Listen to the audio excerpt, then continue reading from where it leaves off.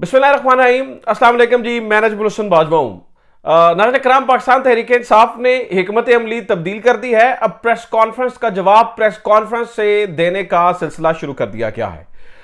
आज दिन में यह खबर उड़ी कि लतीफ़ खोसा साहब जो है वो पाकिस्तान तहरीक इंसाफ में शामिल हो रहे हैं। उनकी प्रेस कॉन्फ्रेंस बिल्कुल आज 5 बजे बताई गई। फिर लतीफ़ खोसा साहब ने आके बताया कि आज उनकी प्रेस कॉन्फ्रेंस मुतवक्के नहीं है, हो सकता है आगे कुछ दिनों में हो जाए। लेकिन जरा ये बताते हैं कि लतीफ़ खोसा साहब at the end of the day Tehreek Insaf में शामिल तो हो जाएंगे, लेकिन शायद वो थोड़ा सा इंतजार कर रहे हैं।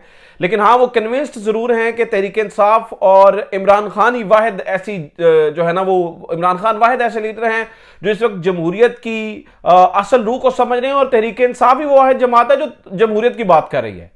अच्छा, लतीफ़ खोसा साहब के बारे में चीजें इधर उधर चली गई। अब मैं आपको बताऊं कि एक्चुअली 2 और विकेटें तहरीक इंसाफ ने गिरा दी हैं, और बड़ी विकेटें गिराई हैं। एक तो यह है कि जनाब, ये हमारे पास खबर आई है नौशहरा से, जहां पर पीपल्स पार्टी के साबिक MNA मियां मुजफ्फर शाह और बैरिस्टर सरवर शाह ने पाकिस्तान तहरीक इंसाफ में शमूलियत का ऐलान कर दिया है। अब ये जो मियां मुजफ्फर शाह हैं और बैरिस्टर सरवर शाह हैं, ये दोनों खैबर पख्तूनख्वा में मतलब एक बड़ा नाम रखते हैं, और फिर परवेज खटक के से मुकाबला करने के लिए बिल्कुल जो है ना वो तैयार है। परवेज खटक साहब, समझें कि परवेज खटक के घर से जो है, यानी कि बिल्कुल करीब से, यानी कि उस हलके की जितनी सपोर्ट है वो इन लोगों के साथ है। तो ऑब्वियसली परवेज खटक साहब के लिए थोड़ा सा जो है ना वो घबराने का वक्त हुआ चाहता है, क्योंकि लोग ऐसे मौके के ऊपर, इसीलिए इमरान खान ने कहा था कि मैं जो है ना वो ज्यादा से ज्यादा वकीलों को, ज्यादा से ज्यादा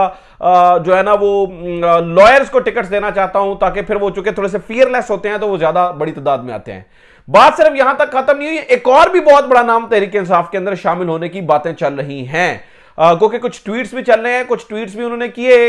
इधर उधर से पता चला उनकी बेटी की जाने से भी कुछ ट्वीट किए गए, लेकिन जब तक ये कंफर्म नहीं हो जाता, डेफिनेटली मैं आपको ये खबर जो है वो कंफर्मेशन से नहीं दे सकता। लेकिन इस वक्त चल रही है बात फरहतुल्लाह बाबर साहब की भी।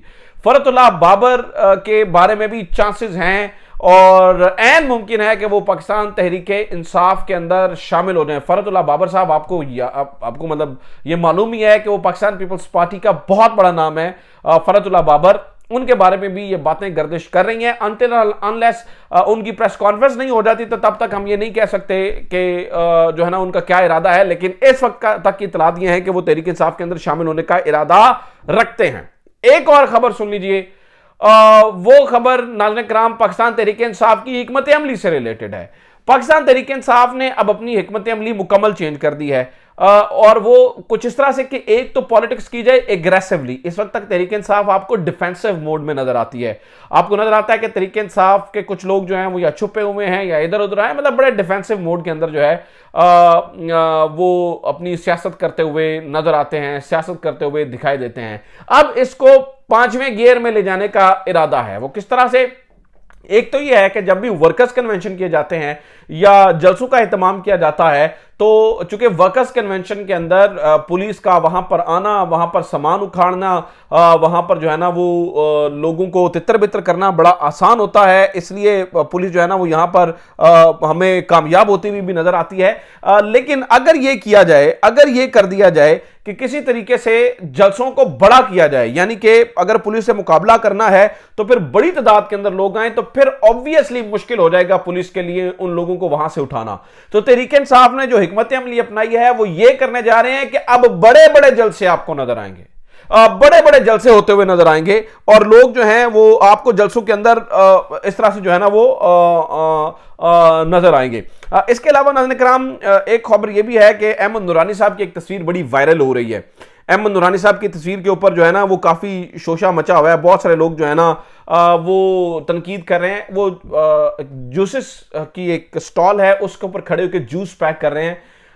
तो सैफ अवान साहब ने ये लिखा है, सो कॉल्ड जर्नलिस्ट, अपने आप को जर्नलिस्ट कहते हैं, सैफ अवान साहब ने लिखा है कि देखिए अहमद नूरानी जो है ना वो बैरून मुल्क जाके शराब बेच रहा है और दिस एंड दैट। वैसे तो मैं आपको बता दूं कि वो शराब नहीं है, वो जूस है, अगर वो तस्वीर आपकी नज़र से जो है ना वो गुजरी है। दूसरी बात यह है कि वो मेहनत कर रहा है वो बंदा, उसने अपना ज़मीर बेचने की बजाय किसी की दुकान के ऊपर सौदा सरफ बेचने को तरजीह दी है। उस बंदे ने अपना ज़मीर नहीं बेचा, सौदा बेचा है। और कौन से लोग जो हैं वो उनके ऊपर तनकीद कर रहे हैं। मतलब सबसे पहले जो ये खबर देने हैं सैफ अवान साहब, ये सैफ अवान कौन है? ये सैफ अमान वो है जो बड़े फख्र से बताता है, इन्होंने एक दफा ट्वीट की थी और बड़े फख्र से बताया था जी लोग मुझे मरियम नवाज का कुत्ता कहते हैं। सॉरी मैं सख्त लफ्ज इस्तेमाल कर रहा हूं, लेकिन ये इन्होंने बजाते खुद अपनी ट्वीट में लिखा था और गिला करते हुए लिखा था कि मरियम बीबी आपको ये मालूम ही है कि लोग मुझे मरियम नवाज का जो है ना वो कुत्ता कहते हैं। तो अपने आप को वो इस कैडर के वो जर्नलिस्ट हैं जो कि ये बड़े फख्र से बता रहे हैं कि लोग मुझे मरियम नवाज का कुत्ता कहते हैं, और ऐसे लोग उठ के क्या कर रहे हैं, अहमद नूरानी जैसे बंदे के ऊपर जो एक मतलब एक ऐसा जर्नलिस्ट है जो जिसको खरीदना बड़ा मुश्किल है, जिसका ज़मीर बड़ा जो है ना वो साफ है, उसका आप देखिए उससे इख्तलाफ कर सकते हैं। मुझे अहमद नूरानी की कई बातों से इख्तलाफ रहा है, मैं उनकी कई स्टोरीज के ऊपर क्वेश्चन मार्क लगाता हूं, स्टिल लगाता हूं, लेकिन बात यह है कि आप किसी को इस तरह से किस तरह से डिग्रेड कर सकते हैं कि वो जो बैरून मुल्क जाके जो है ना वो देखें वो दुकान पे खड़े होकर जूस बेच रहा है। मतलब इससे ज्यादा आपकी जहनी पस्तगी का और क्या जहनी पस्ती का इससे ज्यादा और आप क्या मुजाहरा कर सकते हैं। तो अहमद नूरानी साहब के बारे में मैंने ट्वीट भी किया है और मैं उन्हें वैसे भी कहना चाहता हूं कि you know we really support you Noorani साहब, आपने अपने जमीर का सौदा नहीं किया, आप सौदा बेच रहे हैं, जमीर का सौदा नहीं किया। तो ये बड़ी बात होती है, ये असल बात होती है। एक और खबर सुन ले, जमीर के सौदे से याद आया, जमीर के सौदे से, जो कि जमीर के सौदे की बात हो रही है, तो मैं आपको बता दूं कि नवाज शरीफ का राबता हुआ है आसिफ अली जरदारी साहब से। आसिफ अली जरदारी साहब का कुछ दिन पहले आपको पता है मुबैना तौर पर एक बयान भी था कि नवाज शरीफ को मैं इस बार वज़ीर आज़म नहीं बनने दूंगा, और मौलाना मारे तो मौलाना, इस तरह के डायलॉग्स जो है ना वो सुने थे आपने।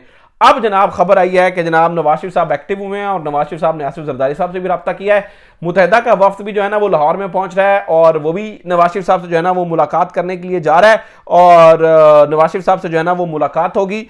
इसके अलावा खबर ये भी है कि वो एक्टिव भी हो रहे हैं और अपने आप को जो है वो लोगों से मिल मिला भी रहे हैं, चारों सूबों के अंदर भी जाएंगे। सुहेल वड़ाई साहब की भी खबर यह है कि नवाज शरीफ की कबूलियत हो गई है, थोड़ी बहुत मकबूलियत हो गई तो वज़ीर आज़म बन जाएंगे।